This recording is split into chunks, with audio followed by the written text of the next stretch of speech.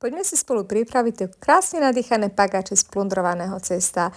Ak ešte plundrované cesto nepoznáte, tak je to kombinácia kysnutého a maslového cesta.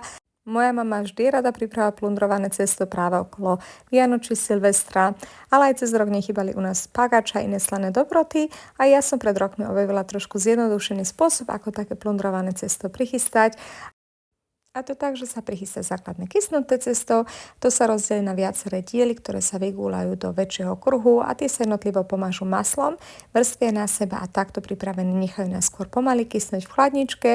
Okrem toho, že je to v chladničke, sa nielen pomaly kysne to cesto, ale aj sa spojí jednotlivé vrstvy, keďže to maslo stuhne a neskôr sa opäť všetko vyválka a dostanete krásne nadýchané kysnuté cesto s viacerými vrstvami podobne ako u lístkového cesta, ktoré môžete potom použiť napríklad pomocou vykrojovačky na prípravu pagáčov, ktoré si už len vykrojíme, dáme na plech a necháme pomaly podkysnúť, aspoň pol hodinu ešte nechávam ešte oddychovať potom, čo ich dám do ich tvaru, ktoré si želám a potom už ich len pomážem vajíčkom, ozdobím, či chcem napríklad sezamom, alebo rasou, alebo syrom, na čo máte chuť a takto nechám piecť pri 200 stupňoch do chrumkava.